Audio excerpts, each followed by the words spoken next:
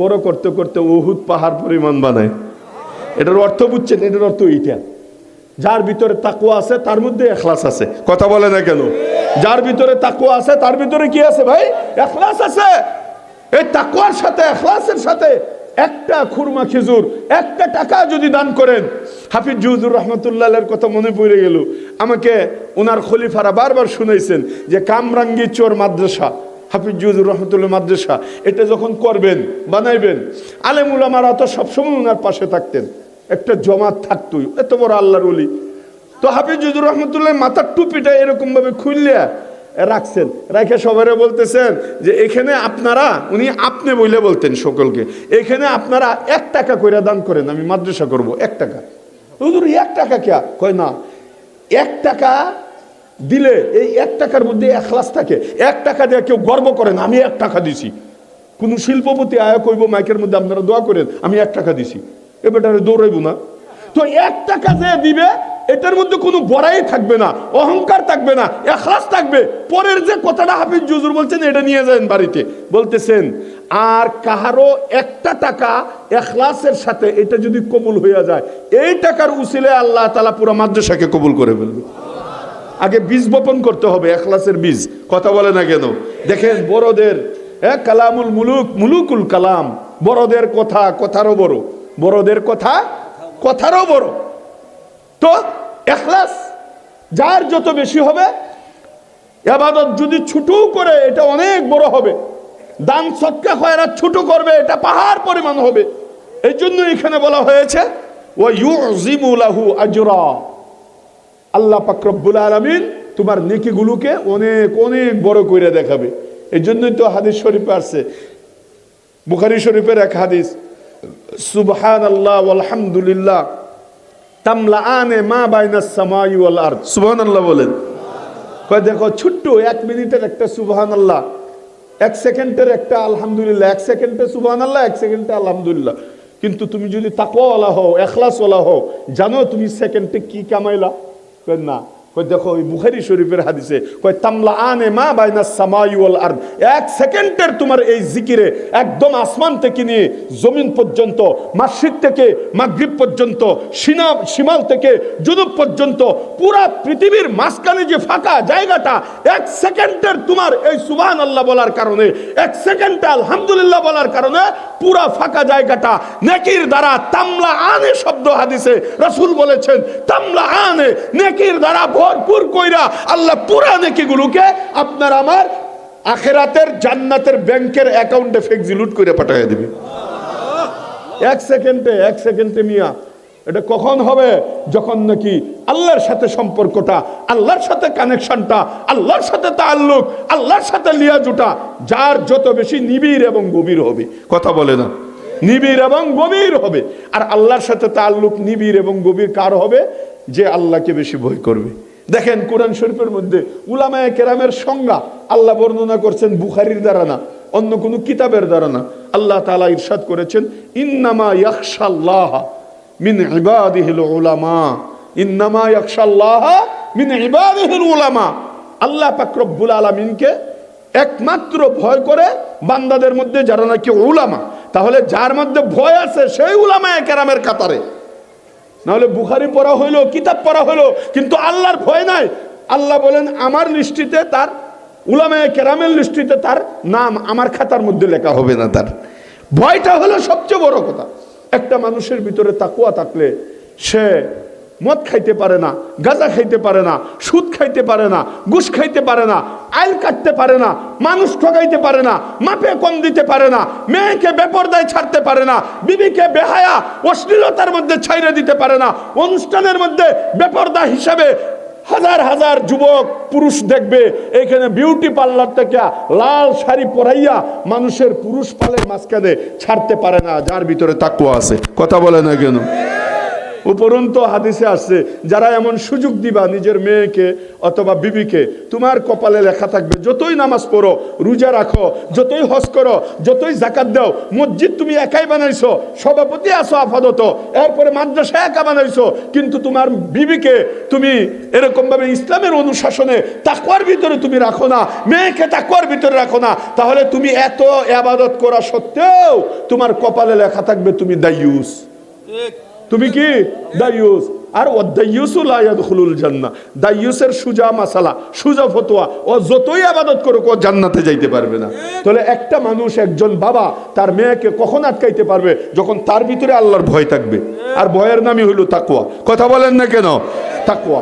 যত খুতবা আছে দুনিয়ার, প্রত্যেকটা খুতবার মধ্যে শুরুতে মাঝখানে দেখবেন ইত্তাকুল্লাহ ইত্তাকুল্লাহ ইত্তাকুল্লাহ ইত্তাকুল্লাহ, সব জায়গার মধ্যে তাকওয়ার কথা।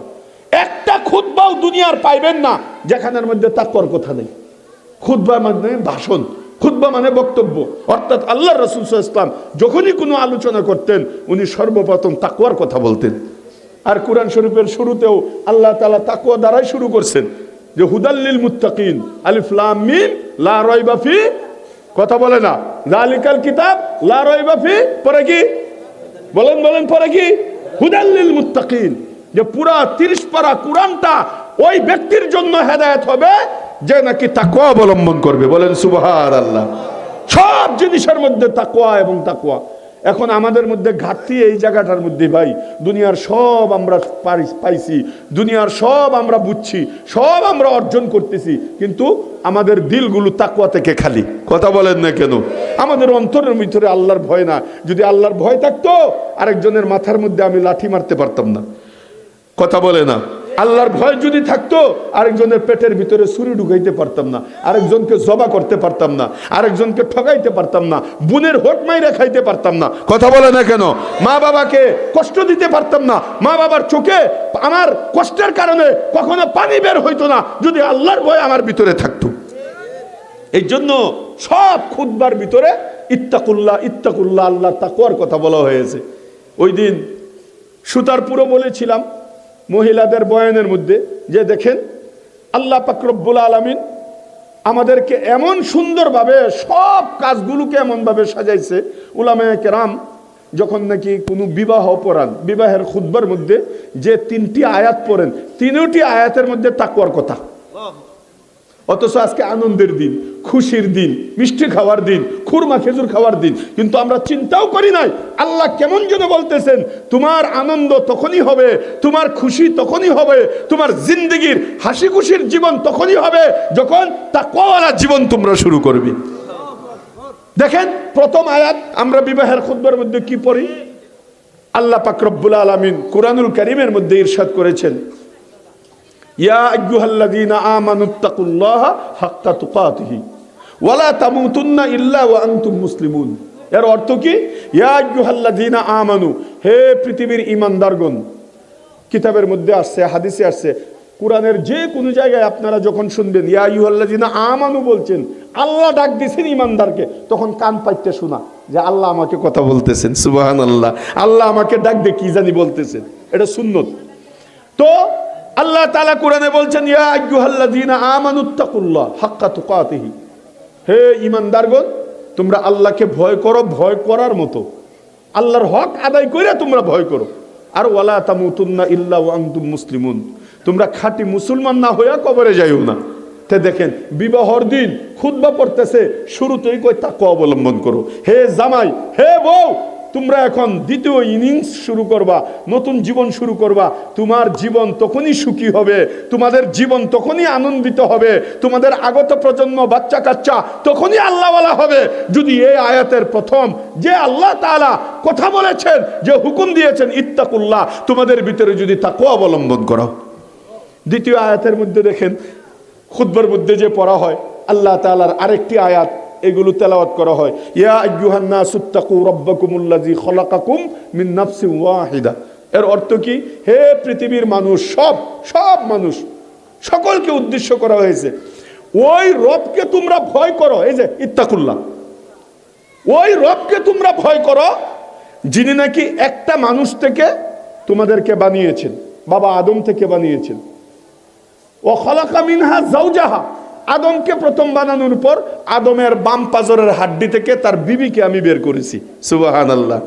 মানুষ প্রথমে একটাই, এরপরে আদম এবং হাওয়াকে বের করার পরে আল্লাহ পাক রব্বুল আলামিন বলেন ওয়া বাসসা মিনহুমা রিজালান কাসীরা ওয়া নিসা, এরপরে এই দুইজন থেকে অসংখ্য গণিত এরকম নারী পুরুষ ছেলে মেয়ে করতে করতে তোমরা এই যে এই জমানায় আসলা। কথা বলে না কেন?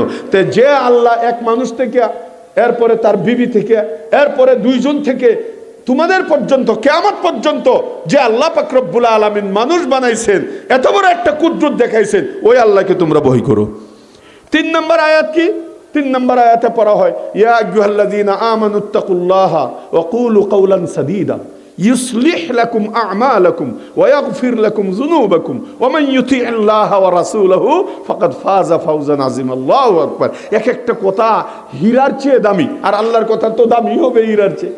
ওমান আসদাকু মিনাল্লাহি কিলা ওমান আসদাকু মিনাল্লাহি হাদিসা, আল্লাহর কথার চেয়ে মূল্যবান, আল্লাহর কথার চেয়ে সত্য কথা, আল্লাহর কথার চেয়ে দামি কথা আর কার কথা হইতে পারে? কিন্তু আমরা ফিকির করি না, আমরা চিন্তা করি না, শব্দে শব্দে আমরা খেয়াল করি না যে আল্লাহ কি বলতে চাচ্ছেন। দেখেন এই 3 নম্বর আয়াতে বিয়ার খুতবার মধ্যে পড়া হয়, কিন্তু আল্লাহ কি বলতেছেন? ইয়া আইয়ুহাল্লাযীনা আমানুত্তাকুল্লাহ ওয়া কুলু কাওলান সাদীদা, হে ঈমানদারগণ তোমরা আল্লাহকে ভয় করো। এই যে আবার আল্লাহকে ভয় করো। ওয়াকুলু কাওলান সাদীদা, আর কথা যখন বলবা সঠিক কথাটা বলবা, ধোঁকাবাজির কথা বলবা না, মিথ্যা কথা বলবা না, গুরাইয়া পেছাইয়া কথা বলবা না, মানুষকে ঠগাইয়া কথা বলবা না। কথা বলে না কেন? আমরা অনেক সময় এমন ভাবে কথা বলি, এর সে 2টা থাপ্পড় দিলে যে আঘাতটা না পাইতো, কথার মাধ্যমে আরো বেশি মানুষ আঘাত পায়। কথা বলে না কেন? এই জন্য ওই আমাদের কাফিয়ার মধ্যে বাচ্চারা পড়ে একটা শের, জারাহাতু সিনানি লাহাল তিয়ামু ওয়ালা ইয়ালতামু মা জারাহাল লিসানু। তলোয়ার দ্বারা আঘাত করলে, মলম লাগাইলে, হাসপাতালে ভর্তি হইলে এই আঘাত ভালো হয়ে যায়, কিন্তু ওয়ালা ইয়ালতামু মা জারাহাল লিসানু, মানুষ মুখ দ্বারা আঘাত করলে এই আঘাতটা মরার আগ পর্যন্ত মিটে না, এই দাগ যায় না। কথা বলে না কেন? এই জন্য আল্লাহ বলছেন ওয়াকুলু কাওলান সাদীদা, কথা যখন বলবে সঠিক কথা বলবে, ঠিক কথা বলবে।